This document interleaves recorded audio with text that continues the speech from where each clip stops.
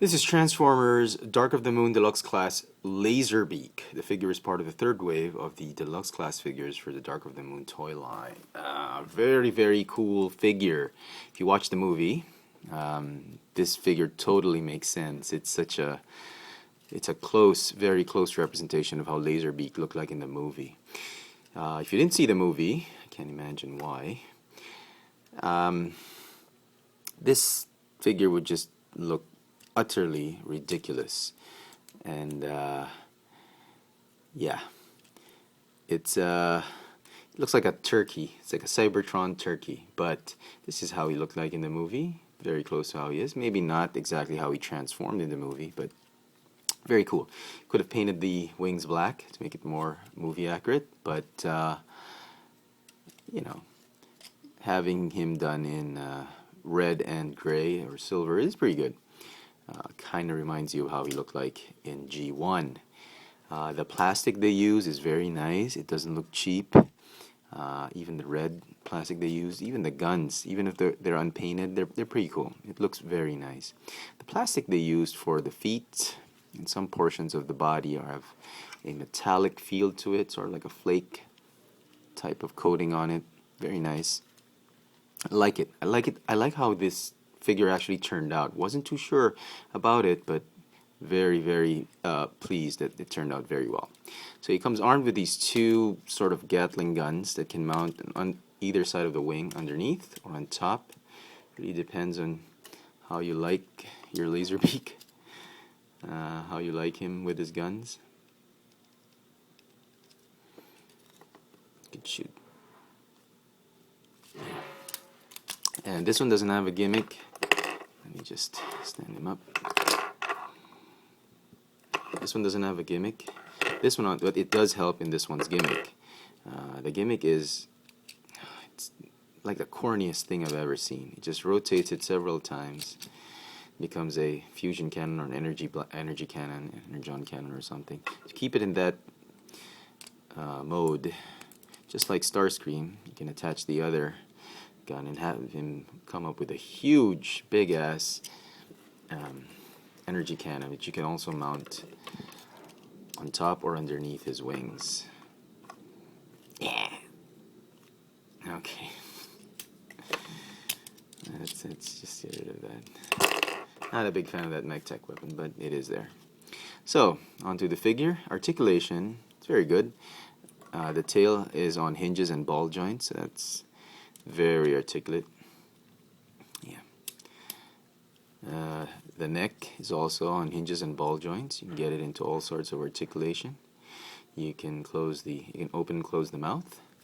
The wings can go up and down. Sadly, they can't go down fully. They can just go up and up to a certain 180-degree level, but it cannot fold down. So you cannot have him in his hovering pose. Or I would have wished that you could pose him this way and hover, but you can't. They also rotate on their axis, like that. The hips are on ball joint, and knee is on a hinge, ankle is on a ball joint. So very cool, very, very nice figure. I think Hasbro did a good job on this one. I judged this figure too quickly. So just a bit of a size comparison, if we can. Here he is with Revenge of the Fallen Ravage, or Hunt for the Decepticons. See Attack Ravage. Same.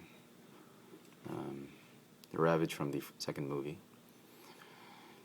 He's smaller, but still in good scale. Here he is with a regular Human Alliance figure, not a basic Human Alliance. This is Lennox and his motorcycle. Just to give you a good scale. Finally, with a Legends class figure. There he is. Okay. Alright, transforming him. Very easy. You want to go ahead and transform the tail first. Just clip this at the back, form the tail of the vehicle. He transforms into a jet, or a vertical takeoff and landing jet, I suppose. Go ahead and open this chest cavity and collapse the neck. just like that. And okay, close in the cockpit. So that's pretty cool. They could have done away with this bird paint, this eagle face paint. I would have looked cool even without that. I've half the mind to just really scratch it off, but I might sell this figure in the future, so I don't want to ruin it. But they could have done without it. It would have been still awesome. Okay, and the feet just fold in, just like that.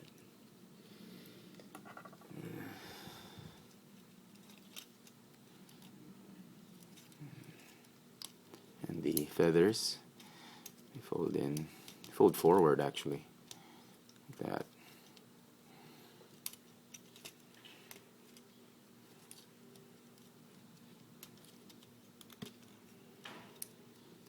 Okay. Okay. And then the wings, I like the way the wings fold and collapse onto each other. This one folds this way, this one this way, and then this one this way. It's a very ingenious way of just having things fold. Oh, having things just fold into place.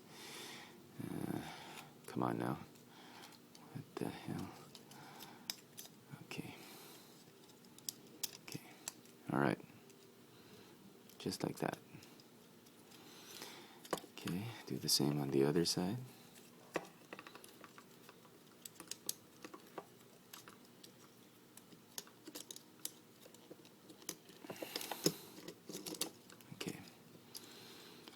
Okay, and then cover the spikes with these panels like it'll cover anything.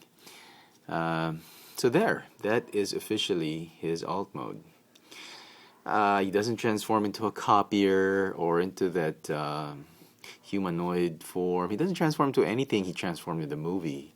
I don't recall ever seeing this mode.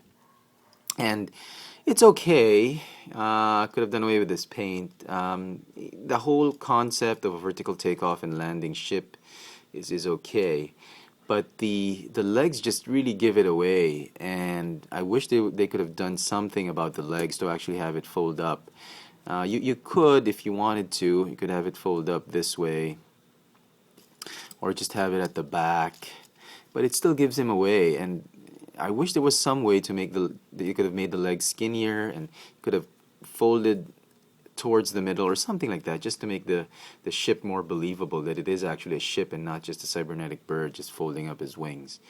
But other than that, it's still a cool mode. Now some of you are probably going to ask, can he perch onto a leader class figure? Yes, he could. There are pegs right here that you could have him peg on. I don't have anyone with me except Ironhide, which I have him in alt mode, but you could have him actually perch. Let's use Nitro Bumblebee anyway. When he's in robot mode, you can have him perch by having one of the MechTech pegs onto the MechTech ports. So he could literally, you could peg him on any figure that you have that has a MechTech port, like that, if you wanted to. I'm going to take Megatron with me. He's too big for Voyager Megatron, definitely. And I'm hoping the new Soundwave, the human-aligned Soundwave, would fit him, but I understand that one comes with a smaller Laserbeak, so it really doesn't matter. But you could if you wanted to. And he also has these peg holes for, carrying MechTech weapons if you want to have him. Oh, come on. Okay, if you ever want him to carry his MechTech weapon, that's also possible. But really, he's great as it is.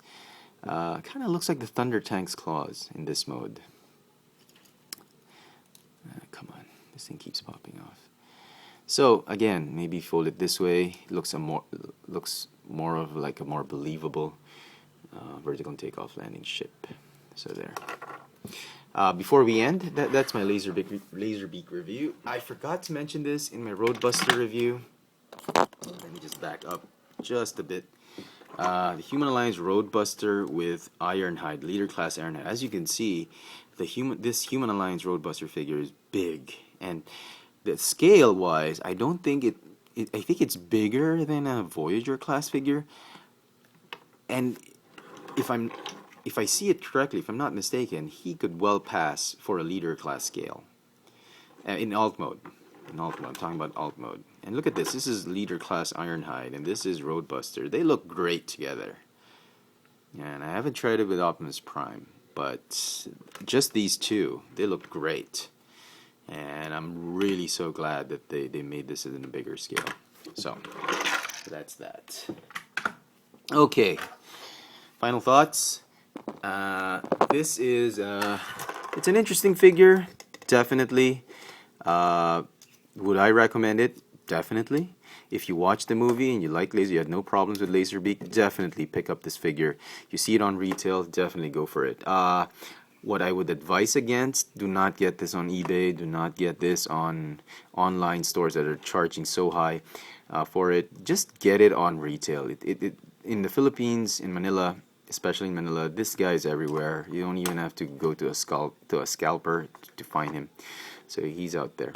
So once again, a good job by Hasbro, which a figure I judged too quickly. I thought it wasn't be too great, but it actually turned out great. I'm very pleased with this figure. Definitely a must-have if you're a big Dark of the Moon fan. Transformers, Dark of the Moon, Deluxe Class, Laserbeak. If you want to know my latest toy purchases, please follow me on Twitter at www.twitter.com/fxfranz. There you go. Thanks for watching.